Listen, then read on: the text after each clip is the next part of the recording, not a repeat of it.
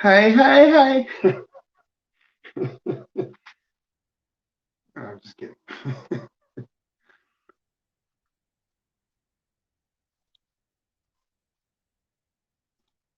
Welcome to Let's Chat.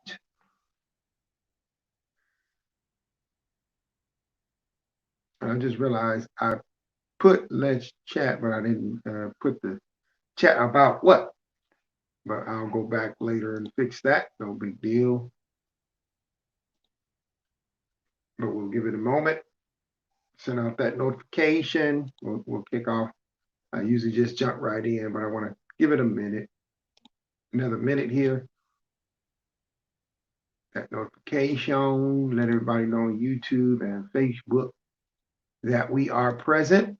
For those who may be considering, and I don't talk much about this, going live themselves and broadcasting, I'm using what's called StreamYard, and for a nominal fee a month, each month you can broadcast, uh, do a simulcast where you're broadcasting to multiple outlets, in this case, social media outlets. I'm using YouTube and Facebook live stream, and it's a platform that allows you to go through both.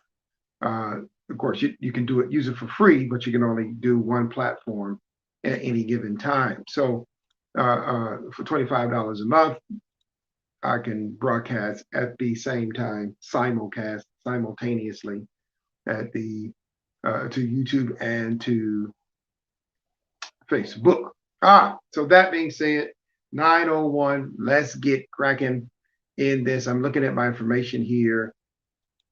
You see what I wrote in the description piece, but I want to go over what I wrote and posted a bit ago because I want that to frame the discussion. Tomorrow on Let's Chat is what you would have read yesterday. So, what's the idea, which is what this is supposed to be titled? Sorry about that. When is the last time you asked yourself, what am I basing my decisions, views of life, judgment of self and others on? When faced with a decision, for example, are you absolutely certain as to what set of ideas, what set of ideologies, philosophies, theologies you are grounding your choice in, or choices? Maybe the idea or ideas on which you live and make choices are purely history and or historical, probably a better term, and a matter of heritage. This is how we've always done it. Maybe you ground your thinking and decision making on the basis of trust in others, who you believe are smarter, older, more experienced than you, such as parents, teachers, pastors, and other religious leaders. We will talk about, and of course, that's what we're here to do. We will talk about this. This topic is going to hit a little close to home. I just realized after I read my own description, and I actually wrote the description some time ago. I just posted it yesterday, but given some circumstances that I am facing personally, yeah, this should be interesting. This should be interesting. That said, let's get it. Let's get it. The whole point here, you know me, I come to the point. We don't have to dilly dally and beat around the bush. The whole point here is the question of what. And we're going to eventually get into the why of the question. So the question of what, and in this case, excuse me, my apologies, little chilly in here.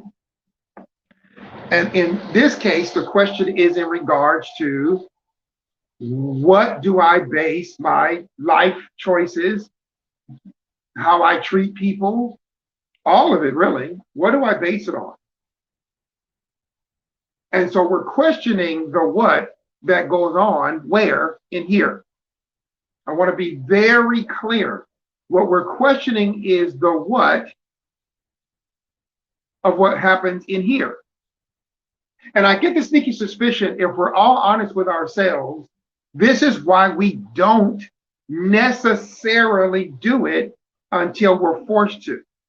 We don't necessarily take the time to deal with the what I base my decisions, the what I base my decisions on, because we just kind of live.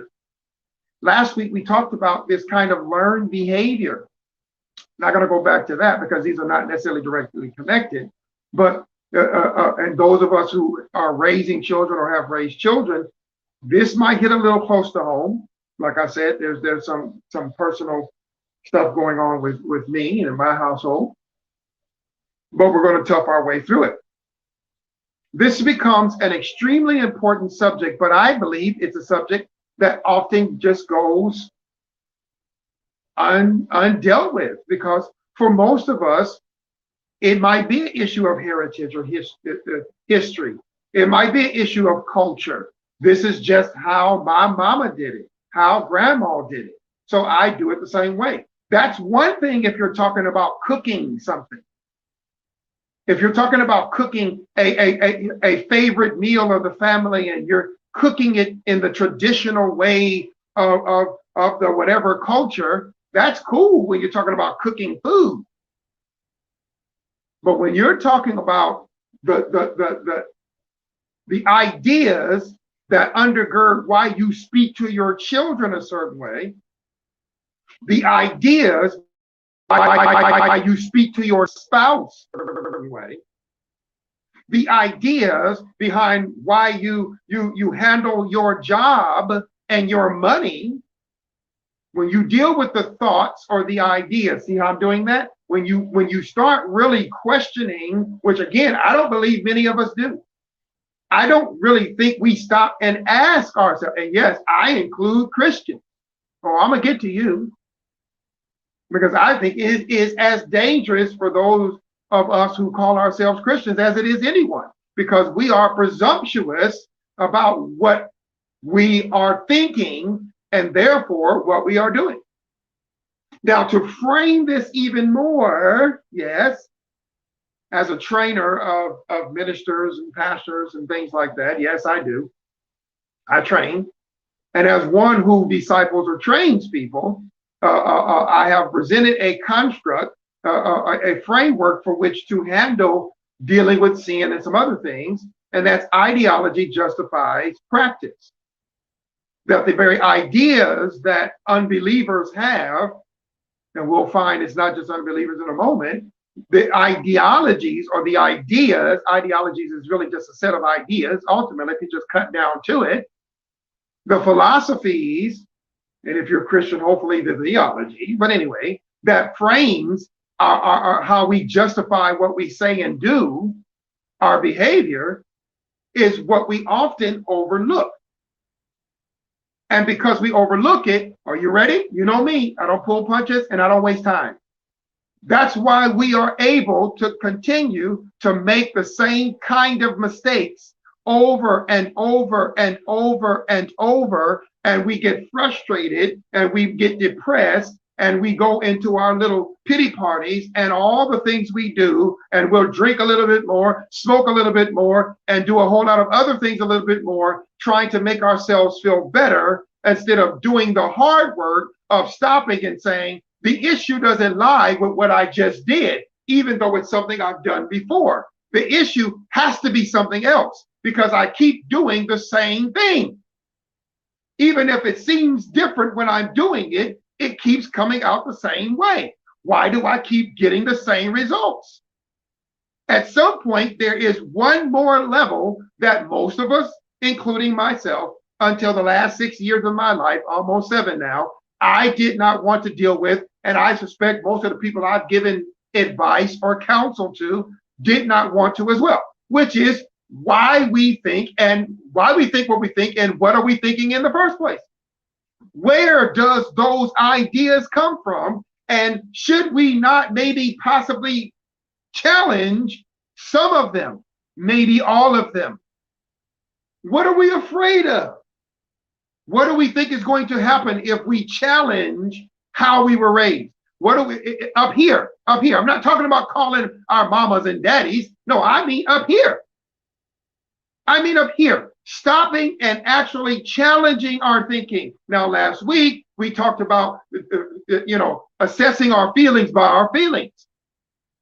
But I want to go deeper than just a feeling. I want to look at the very thoughts we have, and those thoughts becoming the justification for the things we say, we do, where we go, where we don't go, who we date, oh, you see how important it gets? Why did I spend that money? That's a great question. But don't focus just on the money spent and what you needed it for, and oh, a bill came up that you didn't anticipate. Deal with the thoughts you had about that money that led you to believe or to feel and to make the decision to spend it. Deal with those very thoughts. Deal with those very ideas. Now, this could get very abstract, and I'm going to do my best not to do that. I'm going to do my best to keep this as practical as we possibly can, because I want you to talk back to me. Let's talk about this thing. Let's get into this thing and try to understand why we do what we do. And I don't mean the doing, I mean the thinking that leads to the doing. The thinking that inside of our heads we use to justify what we do, what we say, how we feel, how we treat people, how we raise our children, again, how we engage our significant other.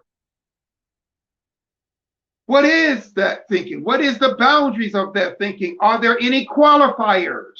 So I'm trying not to be abstract, but I got to do some stuff here. What are the qualifiers? What are we using to say that this is the right thing or the wrong thing? Because if you want to get into the issue of morality, you still have to get to the issue of the thinking about what is morally correct or incorrect.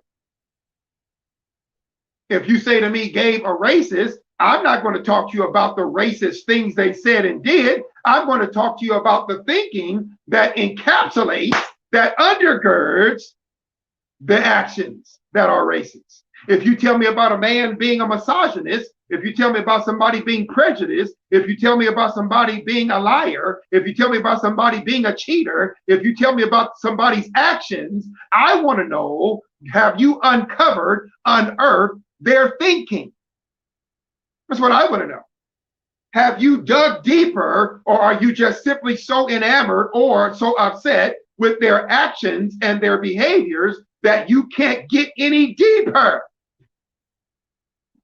Why would a son or daughter disrespect their mother or father?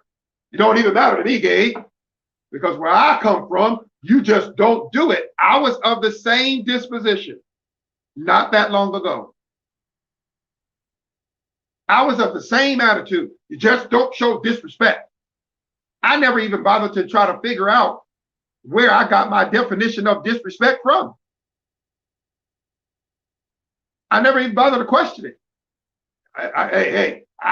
This is what disrespect is, and I never questioned that. And so therefore, anytime I see disrespect, I'm going to address it accordingly. I justify my address of disrespect because I just don't like disrespect, and I'm just circular now. I don't like disrespect, and I'm too old, and I'm and I never bother to stop and go, okay, so where do you get your definition of disrespect from? It might be a good one, but where do you get it from? And what are the qualifiers of your definition? Is it purely subjective, Gabe? And then how in the world do you transmit that to your son, who you are responsible, not just for keeping in line, but teaching those elements of the definition of respect? Can you even teach that? And I don't mean just certain actions and words and facial expressions, which can be maddening, because one day you do a facial expression towards your parents and it's an absolute disrespect. And another day you do the same facial expression, but under some different circumstance, they don't even see it as disrespect. Maybe they're caught up in whatever's happening at the moment and they don't even pay attention. So now you're confused as a child. I can remember, because the goalposts keep getting moved. See why this becomes so serious? And our kids, of course, can't speak back. You know that, because that's disrespect. Talking back is disrespect. And yet, if we're grown and honest, since nobody can punish us, we talk back all the time. We talk back all the time. We show disrespect in grocery stores, restaurants. We're constantly doing it. Now, I don't mean every single solitary adult, but just look around. Look at how people treat each other. Grown people treat each other. Look how we treat each other. This world ain't what it is because of the children. This world is what it is because of the adults. So how do we then justify when our children watch us disrespect each other according to the very definition that we, quote unquote, are teaching them? What in the world are they supposed to do when we give ourselves permission up here and eventually out here to cuss each other out, which we teach our children is a disrespect. We teach our grandchildren it's disrespectful to cuss people out, but we tell ourselves that it was necessary. We tell ourselves that they push my buttons and so I'm justified in cussing people out. We tell ourselves that the reason why I have to maybe not be completely truthful in this situation is because of circumstance, but we tell our children don't lie. We tell our children don't lie. And then we give ourselves permission to lie. And we tell our children not only don't lie, but it's punishable. And this world will punish you. No one will ever trust you. And then they catch us in some fabrication. Oh, you know it's happened. You know it's happened.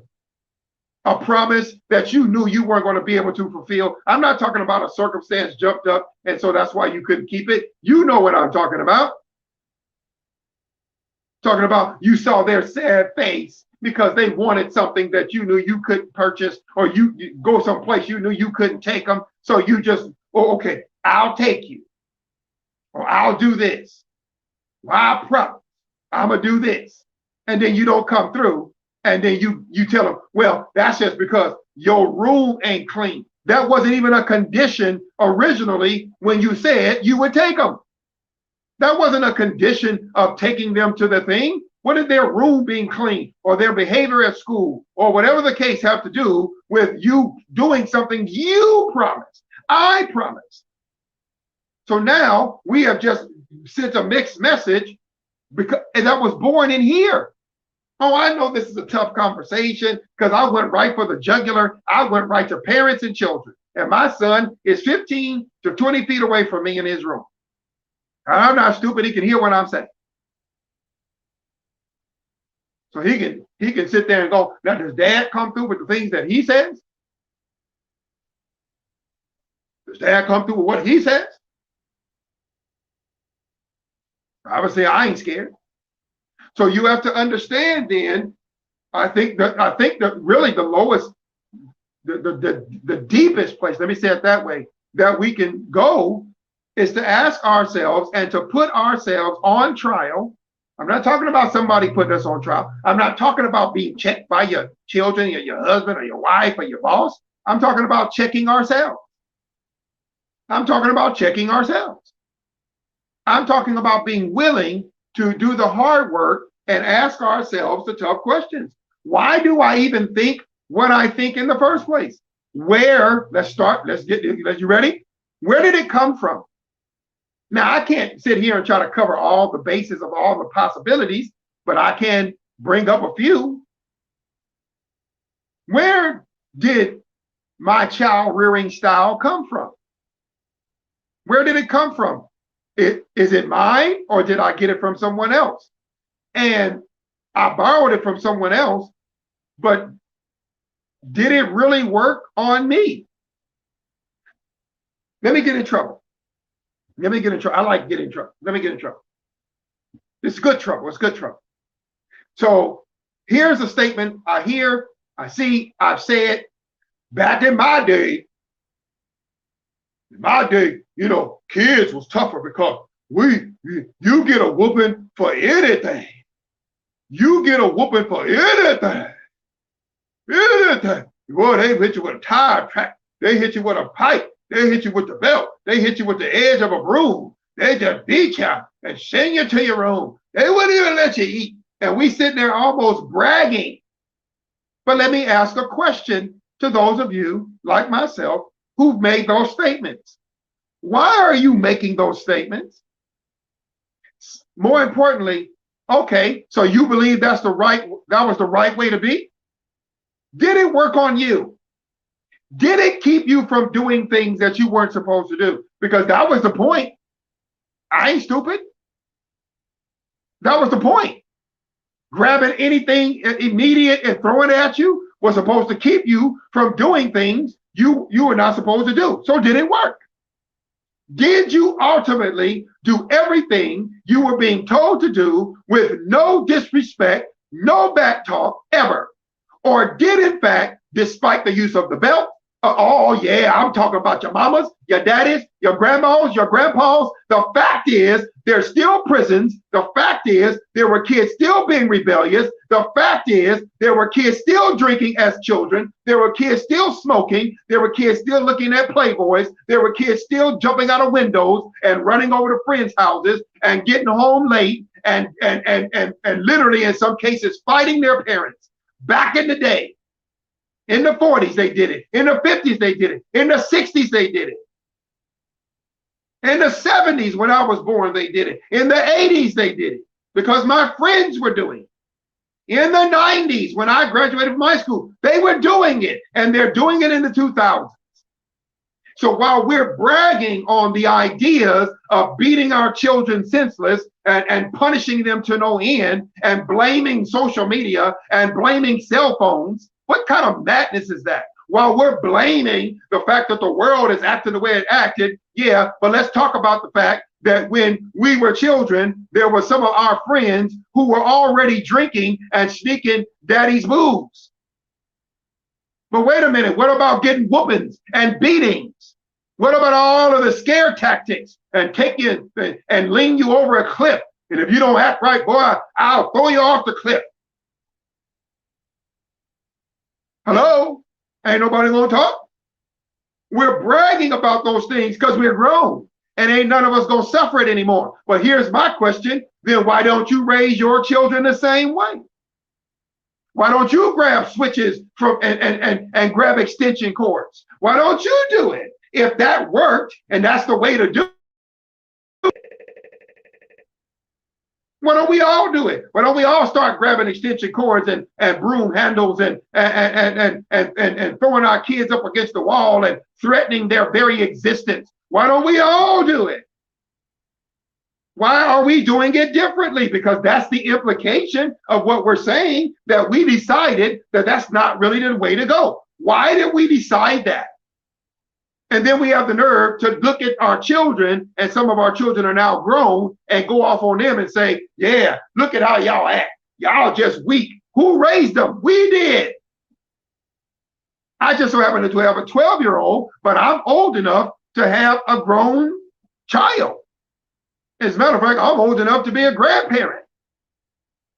This is my 30th year out of high school, come June 3rd. I graduated 30 years ago, June 3rd. So the reality of it is, I could have a grown child right now. Grown. So are we just doing, in terms of raising our children, what we just learned to do? And if we're not doing it, why are we not? What's the things up here? What's the ideas going on in here? What's the thoughts that told us maybe that threatening our children's everyday existence is not a good idea? Because we also know that no matter how many times our parents threatened us and maybe even tried to pull it off a couple of times, it didn't work. The fact is, I got whoopings, and the whoopings didn't always stop me. You know what stopped me? I did. You know what stopped me? My parents talked to me and gave me information by which to make a choice. And eventually, no amount of beating me stopped me from making bad choices. It was good information at the right time that allowed me to have what I needed to make a good choice. Golly, I'm talking good. I'm talking good. The fact is, you can beat a child constantly. If you don't at some point feed their minds good information, if you don't give them good information, they're never going to be able to even have a chance to make a good choice. It's never going to happen. It's never going to happen. At some point or another, we had to stop with all the beatings. At some point or another, we had to stop with all our parents had to stop with all the threats and tell us something. You want to know how I know what I'm saying to be true? Because I have people who are my age, and I ain't saying nobody's name, so don't go try to figure out who I'm talking about, who right now, if I look at their social media page, basically, and I'm going to say it, and I got the credentials, the education to say this, they're alcoholics. Point blank alcoholics. Some of them might even be drug addicts. Some of them might not even be able to hold down jobs. It's just the truth. It's just the truth. Every generation has them. Every single solitary generation has them. But wait a minute. They was raised when we still got beating, and we still got, and Child Protective Service didn't come just snatch you out the home. Okay, so what's wrong with them? Well, Gabe, they could have made those choices when they were grown. True that. But you don't believe that some of them are still not living out the trauma of their childhood, that some of them are still not making decisions? And then if you want to prove me right or wrong, and they have children, look at their children. Look at how they raise their children, trying to do some of the same things, or just completely doing nothing that their parents did at all, thinking just doing completely the opposite. And so now their kids are out running wild and acting crazy because there's absolutely positively no discipline at all. Because their mamas and daddies, my age, got whooped to the end of their, almost the end of their life. So then their mamas and daddies decided, I'm going to let my child make their own choices. So they're dropping out of school, and they got a bunch of children out of wedlock and all kind of craziness. The very same thing we're going off about, we have to look in the mirror that maybe because we had all of these ideas in our minds, and we never questioned the ideas. We never questioned the foundations of those ideas. We never questioned the origins of those ideas. We never flushed those things out to see what actually worked, not just what we say worked, what actually worked, what didn't work, and then look at our children who we are raising or were raising, and then go, what does this particular kid need from us? What does this child need from us? Not what did I get, so therefore that's what they're going to get. No, we just beat this child because we got beat. We just ground the child because we got grounded. We don't have any kind of thought about that. Well, you don't like that, so let's move on. I get it. I get it. But at some point or another, don't you think we got to stop? Don't you think we got to take some time to think about it? Now you say, well, okay, my kids are grown. Ain't nothing I can do to fix that. You're right. So let's move on to something that you might be still dealing with.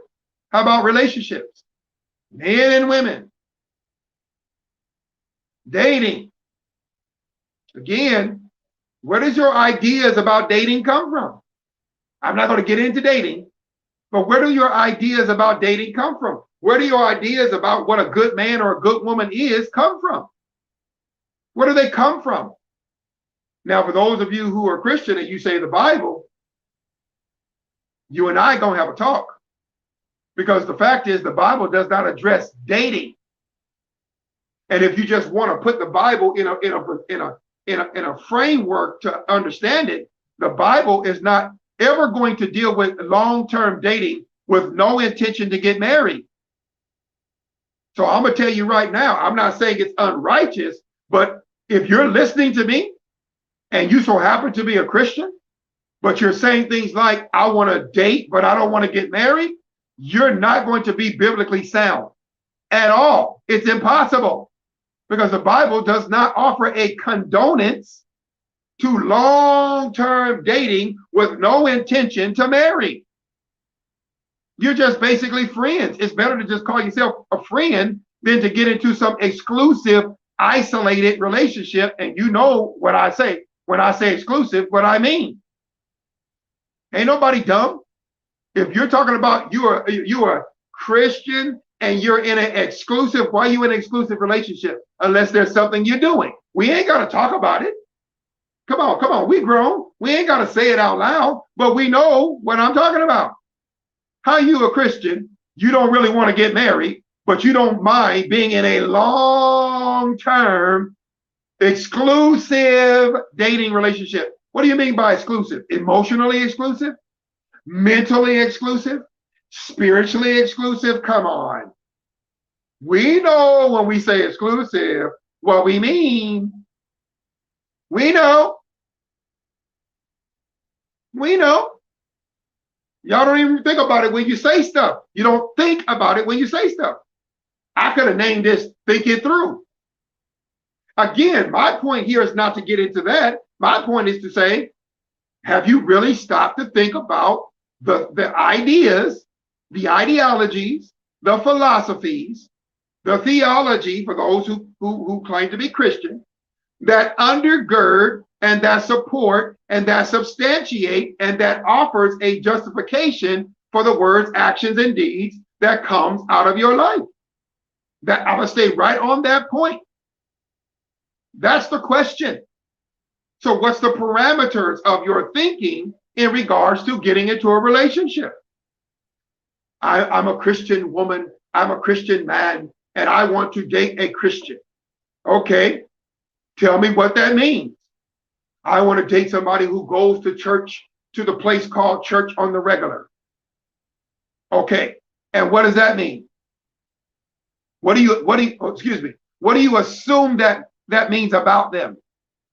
That if they go on the regular, then the going is what's going to hold them in check in terms of how they treat you? That the very going is what's going to make the difference to whether or not they have an extramarital affair? That the very going is a determination of their level of righteousness? That because they attend on a regular basis, that you can settle in, and they go faithfully, so therefore they are faithful to God and will be faithful to you? And you never bother to think that some people attend a church that's more like a country club than it is a place of worship and prayer? That some people attend places of worship because they get paid, because they're the cleaning crew or they're the full-time pastor, and they could care less about the God that they're preaching about? Some people attend, quote unquote, church, quote, church, unquote, on the basis of when they go, they hear messages like preached by Joel Osteen and Joyce Myers and Paula White. Yeah, I said it. Which are more like, everything's going to be all right. You're going to have a fabulous life.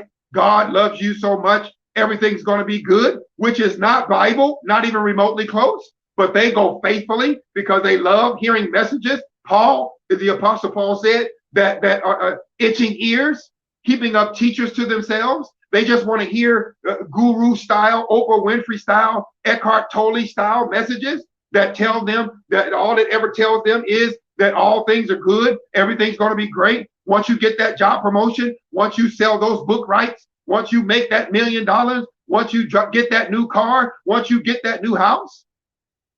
That's all they ever hear. And the praise and worship isn't even praise and worship to God. Oh yeah, stay with me, sinners. I'm coming back. The praise and worship ain't even praise and worship to God. It's just feel good music. Blessed in the city, blessed in the, it's just feel good music. Ain't no teeth to it. Ain't no theology to it. You think because you're going to the place called church that you and God are cool. You think. And yet Matthew 7, 22, 23, 24, 21, 22, 23. Luke chapter 6, 44, 45, 46. I'm not going to read them. I'm just throwing them out there. James chapter 4. Oh, I can do that all day. I ain't going to do it. I can. So the reality of it is, my brothers and sisters, as well as those of you who may not have any desire to be a Christian, what are we thinking? And why are we thinking it? Is it because we was raised going to church or to the hall? Because we were raised in going to the mission? Not because those things had any impact on us, but that's just what we do. So we think that if we give our tithes and offerings, oh, I'm going to leave it alone. But we think that if we give offerings, we think if we sing in choirs, we think if we donate to March of Dimes, we think if we give to St. Jude, a Christian, or excuse me, a religious hospital, we think if we give to Ronald McDonald House in Fresno, California, we think if we support Black Lives Matter, we think if we support Blue Lives Matter, we think that if we have a political affiliation, we think that those things in and of themselves are the substantiation for success or failure. That those things will secure what we want out of life. That those things are the justification for our desires. Well, I'm a good person, and so therefore I deserve a good wife or a good husband, because according to me, I'm a good person. Well, what's the standards? What's the thought standards on which you base being a good person? Well, I don't cause drama. Congratulations, you're basic. Well, you know, I don't gossip. Congratulations, you're basic. You're basic. That's basic. You think that's great. No, that's basic. I'm sorry. I know nobody wants to tell you that. I'll tell you, you're just basic, and you're bragging on being basic. You're basic. You don't steal. Well, congratulations. You're not a criminal. You don't lie. Congratulations. You're not a liar. You're just basic. That's basic. That's just what you should normally be. You should not normally be a Christian. You should not normally be a criminal. You should not normally be practicing criminal activity. You should not normally be out as a married man or woman trying to sleep with somebody who's not your husband or wife. If you don't cheat on your husband or wife, welcome to basic. That's just basic. That's what you promised to do when you took the vow. Why are you bragging about doing what you promised to do? You're just basic, ladies and gentlemen. You don't drive above the speed limit. Congratulations, you're basic. We've come to a point in this society that we have allowed ourselves to think that things that we should just normally do is worth bragging about, because what we're really doing in our thinking is comparing ourselves to people that are obviously, quote unquote, beneath us. Or at least what we think is beneath us. What we think. So we are bragging about being basic, and we want people to applaud. So I applaud you. You pay your taxes, you're basic. You vote, you're basic. You're actually basic. That's basic. Sorry. Millions upon millions of people vote, right or wrong, up or down, good or bad. 154 million people voted in the presidential election in 2020. So what makes voting better than them? You're just basic. For those of you who are into politics, voting is the basic. It's the basic thing. You're highly informed. You're basic. Do you know how many people have college degrees? I know, because you had a 4.229 GPA. I know. You were the top 2 percentile of your class. So you weren't basic in that respect, but you got a college degree. So do millions of other people. Millions of people have college degrees. AA, bachelor's, associates, bachelor's, and believe it or not, even master's degrees. I'm not saying that you should devalue those things, but I'm also saying don't walk around thinking to yourself, because you have a college degree, that somehow that those thoughts justify acting like a jerk, a pompous jerk. Because if you have a master's degree as a teacher, guess what? Basic, that's a mandate, that's a requirement. That's a requirement.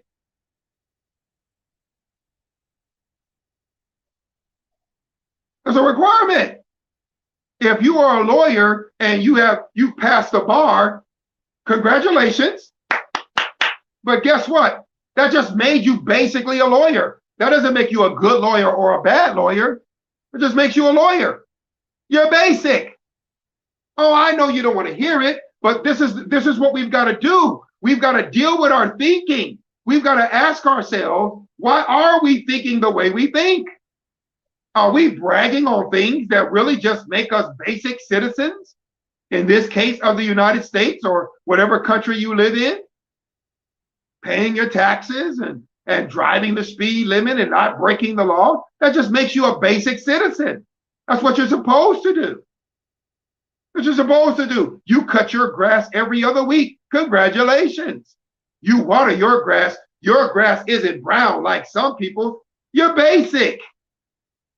You're basic. And what you're doing is you're weighing yourself against people that you already think you're better than, and then you're bragging about it. When all you're bragging about is just being basic.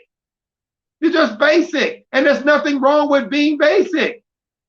We all should strive to be at least basic, but not just in our words, actions, and deeds. We should strive to be basic in our thinking. I know that sounds crazy because everybody wants to believe themselves to be exceptional. That's why you have all these TikTok people and all these YouTube and TikTok people who are constantly doing these challenges because they're trying to prove they're not basic. And it starts in here. Ladies and gentlemen, it doesn't start here. It starts here. But where does that come from? Where does that thinking come from? Where did it start for you? I know where it started for me. I've given some thought to these things. I'm not going to get into that tonight, but I've stopped for a minute and realized, you know me, I'll be transparent. When it comes to my son, I realized not long ago that I was just plugging away at raising him pretty much like I thought I was raised. I never even bothered to ask my parents what their philosophy was. I never probed their generation to try to figure out why they did what they did, why they thought it was best to raise us that way. I was just doing and saying what I heard and saw. I never bothered to probe my parents' thinking, and they're alive. They're alive. Why did y'all do that? Why did y'all do this? Why did y'all do that? And hope they would tell me as if they can remember. But the truth of the matter is, I'm just plugging away as a parent, just raising my kid from a place of history, culture, and not stopping to think, well, he's uniquely himself. He needs me to raise him according to him. And by the way, let me circle back to my Christian friends. Do you know that's actually what that scripture means? Train up a child in the way that child should go. That's about the unique child. In other words, raise that child according to that child.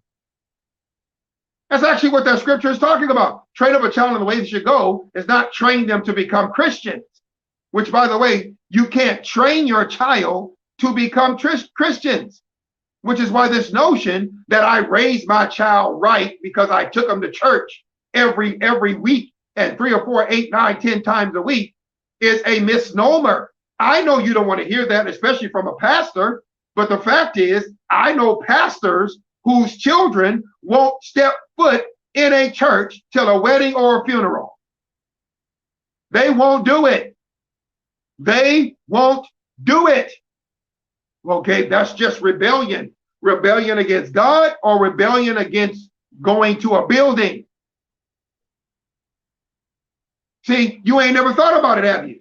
Because you were told that going faithfully to the building was going to make the difference in whether or not the person comes to faith. I'm not suggesting, therefore, nobody should attend a place of worship and fellowship. No, what I'm saying is don't weigh down don't put too much weight on the idea that faithfully showing up to the place. You want me to prove it? How much more do our children and did we go to school than we did go to church? And did we all become super highly educated people because we went to school Monday through Friday for 7.5 hours a day for upwards of 18 excuse me, not 18 years, upwards of what, 14 years if you went to pre-K and kindergarten? You went to school 14 of 18 years, and yet as soon as they get out of school, they don't go, I value school. All my years in school, I value school. You know what I said as soon as I graduated from high school? I ain't going to no college. I'm taking me 6 months off. And I did. I regretted it, but I took 6 months off. So the notion just by simply going to a place a lot is going to cause our children and our grandchildren to value it because they have to go all the time. No, they could resent it. It's not the going to the place, it is the experience in the place. I just said something right there. It's not the going to school, it's the experience in school. I made my kids go to college, Gabe. I don't care. I made them go. And now, to this day, they all have good jobs. Have you really bothered to talk to your children about why they have those jobs? About what they were thinking? Because you didn't make them choose the jobs. You didn't make them choose the particular educational direction. And if you did, what were you trying to do? Turn your children into you? What were you thinking of here? What were you thinking? And how arrogant are you to believe that basically you are the sum total of the reason for your children's look of success? That it was all you because you was a single parent and you did it all yourself and you paid for the college and you did everything. It wasn't any of their effort at all. It wasn't them buckling down to write the 25-page papers and do citations in MLA and APA writing style. It wasn't them busting their butts, studying and memorizing and studying and studying and memorizing to pass the finals. It wasn't them who was burning the midnight oil, burning candles at both ends, maybe even working jobs. Some of them had children. Some of them got married. It wasn't them. It was all you. See your thinking? See that kind of thinking? Now, I'm in a position to end up having conversations with people my age and older who tell me, particularly they kind of wait till their parents are either too old or they passed on, to tell me, Gabe, actually, I resented it. Some of those people have left those professions and their parents are scratching their head. He stopped being a lawyer. He was making good money. I don't know why. That boy, I don't know what he's doing. He over there trying to be a mechanic. You know why? Because that's what he really wanted to do. And he came across somebody who supported him in that. He came across somebody who said, man, you really good with working on cars. Yeah, but you know, my mama said that ain't no money in working on cars, son. So he went away from his desire to work on cars for years. Until somebody came and said, man, you can cars and make good money. You can own your own shop. And sure enough, when he got far enough from his mama and his daddy, when he got far enough from his culture, when he got far enough from people who thought that they had a right to tell him what to do or tell her what to do, they start thinking for themselves. Oh, they had growing pains and they made mistakes and they did all kind of crazy things, but they had some belief in themselves and they got it done. They got it done. They got it done, ladies and gentlemen. While their moms and dads are thinking that it was them. See, I beat them all the time to motivate them. No, that's just what you're telling yourself to justify and to really to try to cover over the feelings of remorse and guilt for whooping your child even when you knew they didn't deserve it. What you're really doing is trying to explain to yourself when you're listening to your friend who you grew up with explain how they raise their children, and they tell you, no, I didn't whoop my child every 5 days. Just to, just to let them remind them I'm the authority. And their child is doing just as well in life. And their child at times acts worse than yours did. And you knew they did because you guys were friends and they were telling you what they were going through. And you kept telling your friend, beat them, girl, beat them, throw them out, kick them to the curb, get him. Oh, that's what you do. That's what you do. And now you can't explain why your child resents you and don't want to come for Thanksgiving, and their child is doting on them and buying them cars and taking them on trips. Well, you know, it just is what it is. My son may not do it, but he ought to be glad because the reason why he got this job is because I had to be tough on him. You know, this world is tough, so I had to beat him. I had to get him in shape. I had to tighten him up. I had to use these hands on him. I'm not saying that there are not isolated moments in raising your children when you may have to use some disciplinary actions to keep them from darn near destroying themselves. How about husbands and wives? Why do we think the way we think? And I say we because once upon a time I was married. Why do we think the way we think? Why do we do what we do? Because we just what we saw, our heritage. My mama cussed out my daddy, so I'm cussing out my husband. My daddy beat my mama, so I'm beating my wife. Is that what you're thinking? Yeah, I said it. I said it. Well, hey, you know, we just serial cheaters. My dad cheated. My grandpa cheated. I'm sure my great-great-grandpa cheated. So, you know, I told her, hey, girl, that's how it's got to be. What kind of madness is that? What kind of thinking is that? What kind of thinking is that? What's the basis and the foundation for that kind of thinking? Why are you angry all the time? Let's not even talk about marriage or dating. Let's just talk about individually. Why are you angry all the time? What's going on in your mind? Why are you depressed all the time? What are you thinking? What are you thinking that's got you depressed all the time? What are you thinking that's got you angry all the time? Come on, I'm almost done. What are you thinking? What's going on in that head? What's turning around in your mind? What are you thinking? What am I thinking? Why are we thinking it? And are we being honest about the results that we're seeing? Are we seeing as much success as we like to think we are? Are we really as successful as we keep trying to convince ourselves we are? When your children hate you and your spouse can't stand you and your boss really tolerates you because they don't have anyone else to put in your place. Is that really the right way to be up here? Where you just decided, hey, that's just how I am. I ain't gonna even get on that because then I'll be way past an hour.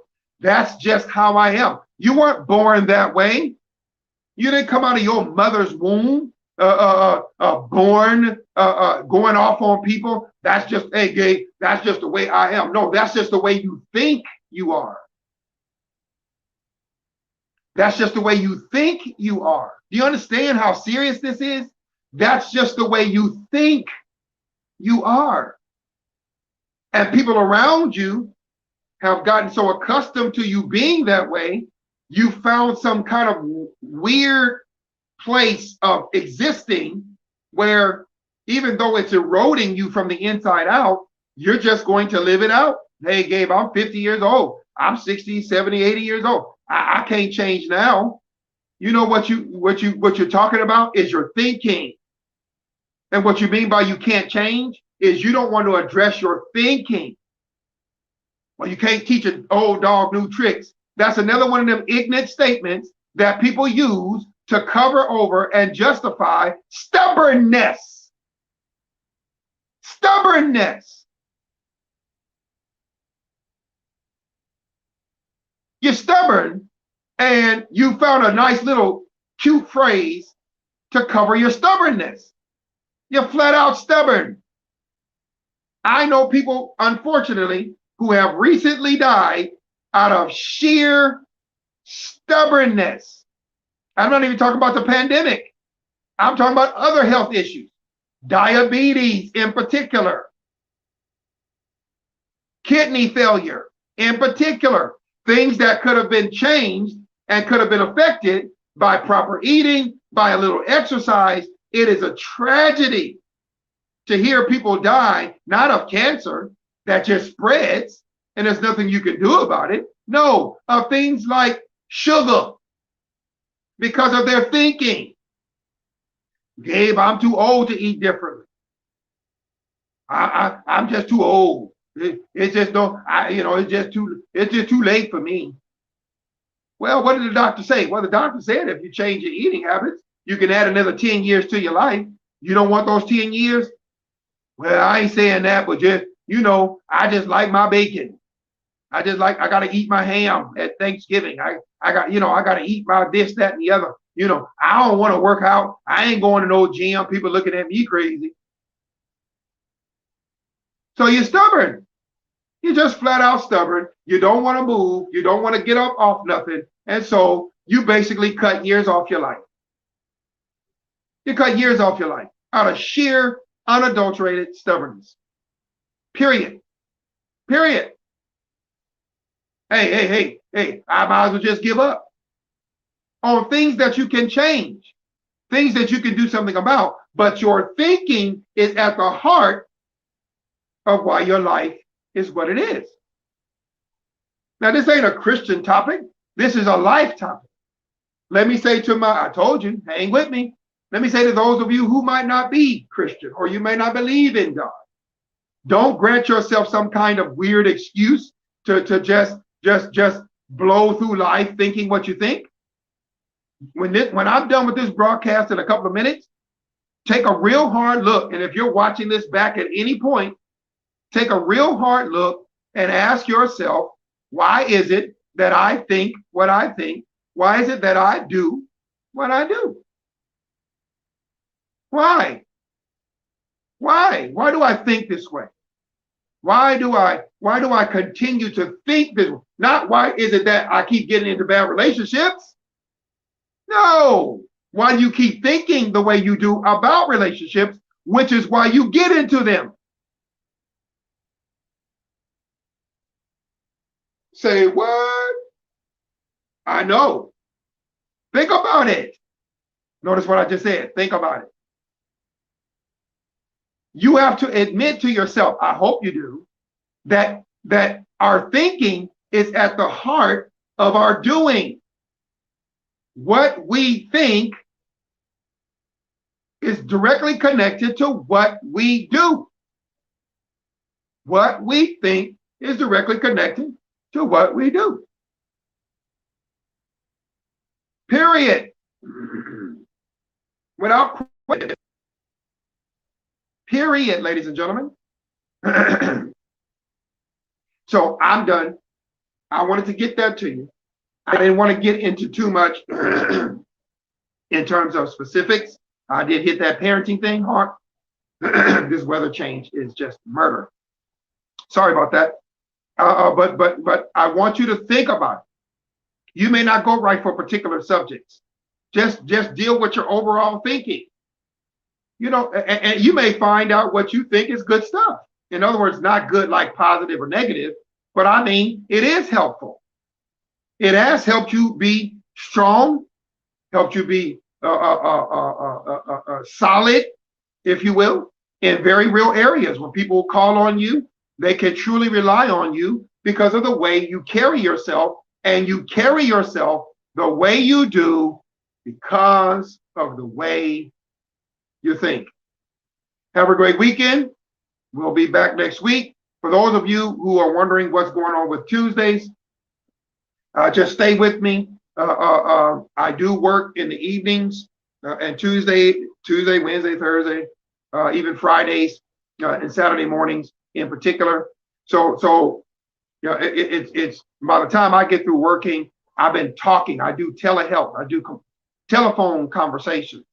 So I don't really feel like doing a whole hour broadcast when I get done doing doing 2 or 3 telehealth calls. I don't feel up to then coming and talking for another hour. That's pretty much the reason. Sometimes they spill over, they get a little late. I start pushing up against 7 o'clock Central Standard Time. And again, I'm not ready to come and do another hour worth of conversation or talking to teach. Love teaching. Miss you all on Tuesdays. We're going to rework it. Just keep me in your prayer. I can't say too much right now. I have a couple of other things I got to deal with first, and then we'll come with announcements for near future events and activities. But just be praying for me for those who are Christian. Please be praying for me as we're walking through a season of transition. We've talked about this. We did a whole broadcast. It's on YouTube and Facebook. Please check us out. As a matter of fact, it might be on YouTube now exclusively. I can't remember because that was done in 2020 and we weren't doing a simulcast at that time. So, but all the broadcasts we've done have been uploaded to YouTube. So please check us out on the YouTube channel. Matter of fact, let me do this really quick so you can see what you're looking for, what to look up.